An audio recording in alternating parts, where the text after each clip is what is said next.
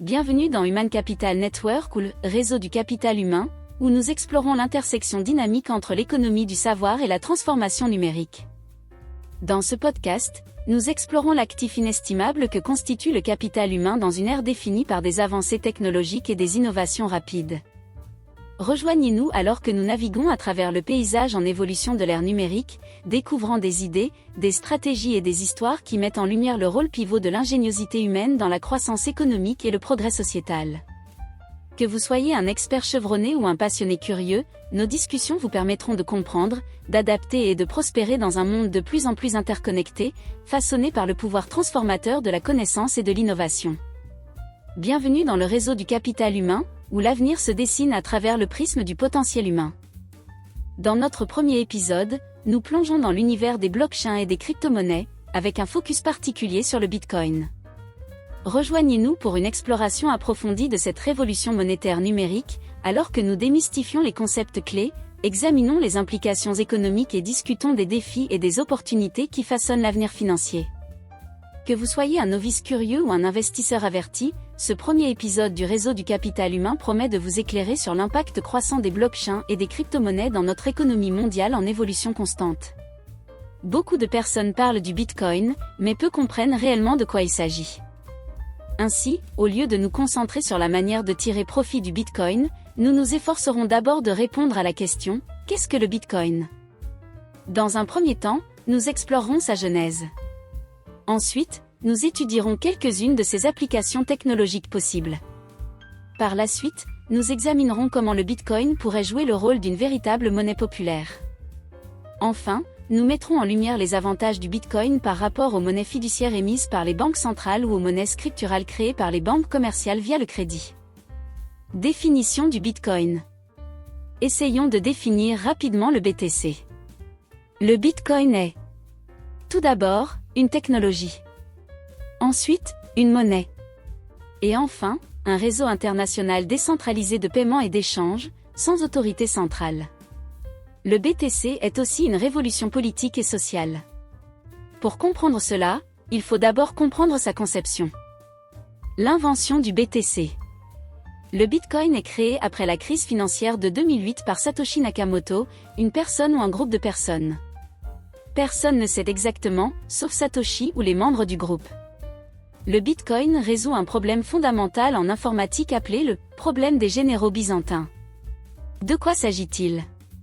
Il s'agit d'éviter une faillite catastrophique d'un système dans lequel les acteurs doivent coopérer alors que la présence d'acteurs malhonnêtes est probable dans le même système. Vous comprenez aisément que ce n'est pas un problème aisé. Eh bien, une solution est un système décentralisé basé sur le consensus et sans autorité centrale de contrôle. Et c'est exactement cette solution que le BTC a adoptée dans le domaine de la monnaie. Pas de banque centrale. Ni de banque commerciale. Rien que des agents économiques et des lois mathématiques souveraines, car l'expérience a montré que nous ne pouvons plus continuer de faire confiance aux banques. Elles ont lamentablement montré leurs limites. Application du Bitcoin ou des blockchains. Examinons de plus près quelques applications possibles du BTC ou des blockchains. Le Bitcoin comme monnaie digitale standard. Bitcoin peut être utilisé comme monnaie numérique standard en raison de sa nature décentralisée, de son offre limitée et de sa sécurité cryptographique. En tant que monnaie décentralisée, Bitcoin fonctionne sans autorité centrale, permettant des transactions de pair à pair à travers le monde sans besoin d'intermédiaires. Son offre limitée, plafonnée à 21 millions de pièces, offre un aspect déflationniste qui peut protéger contre les pressions inflationnistes observées dans les monnaies fiduciaires traditionnelles. De plus, l'utilisation de techniques cryptographiques par Bitcoin garantit la sécurité et l'intégrité des transactions, en faisant une monnaie numérique fiable pour les individus et les entreprises recherchant une monnaie d'échange et de réserve de valeur. Comparé aux monnaies fiduciaires ou scripturales, le Bitcoin repose sur une base plus solide. Une monnaie fiduciaire est une valeur basée uniquement sur la confiance accordée par le public envers l'organisme émetteur. C'est ce qui donne la force au dollar ou à l'euro parce que le public a plus ou moins confiance à la Fédérale Réserve américaine ou la Banque centrale européenne. La monnaie scripturale, elle aussi a une base très fragile car elle ne repose que sur les crédits que les banques commerciales accordent aux agents économiques qui peuvent être des particuliers ou des entreprises. C'est pourquoi il est dit « les crédits font les dépôts ». Et le jour où les emprunteurs ne pourront plus payer, alors tout le système va s'écrouler comme un château de cartes. Alors, on voit bien que les monnaies centralisées ne reposent sur rien, concrètement, et les autorités centrales garantes de ces monnaies ne sont pas toujours capables de solutionner les problèmes qu'elles engendrent. En général, ces mêmes autorités passent leur temps à raconter des sornettes pour endormir le peuple. Les blockchains pour un système électoral transparent. Les blockchains peuvent être utilisés pour construire un système électoral en raison de leurs caractéristiques de transparence, d'immuabilité et de décentralisation.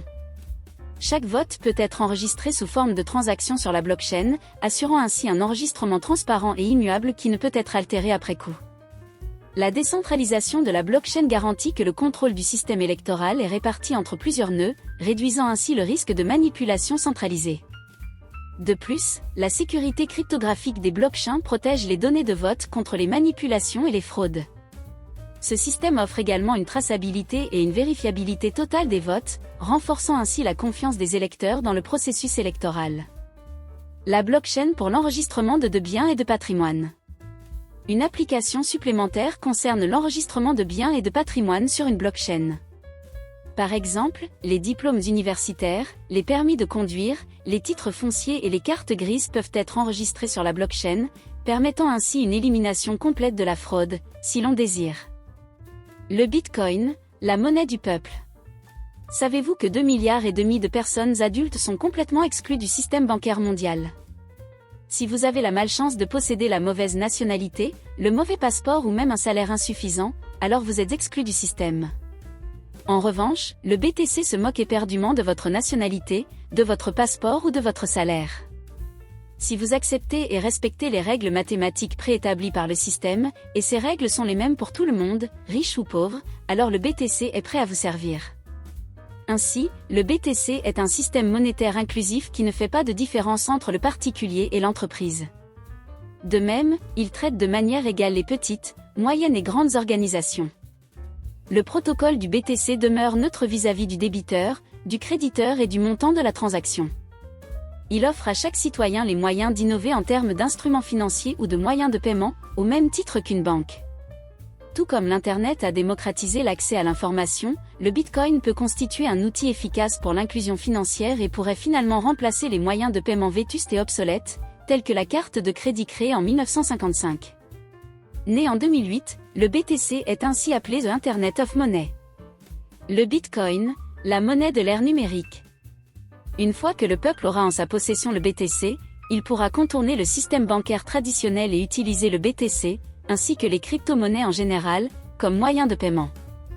Ainsi, les citoyens pourront innover librement sans avoir à demander la permission à une quelconque autorité centrale. Le BTC représente un contrepoids, redonnant le pouvoir financier au peuple. Son protocole favorise l'intégration financière internationale sans distinction. En tant que pionnier des crypto-monnaies, le BTC ouvre la voie à d'autres altcoins ou monnaies alternatives qui viendront enrichir l'arsenal et jouer le rôle d'instruments financiers cryptographiques sûrs. Ces monnaies programmables ne dépendent pas de contrats légaux sans valeur, elles reposent sur des principes mathématiques souverains. Fini les intermédiaires, fini les contreparties. Merci de nous avoir écoutés, et à bientôt pour le prochain épisode.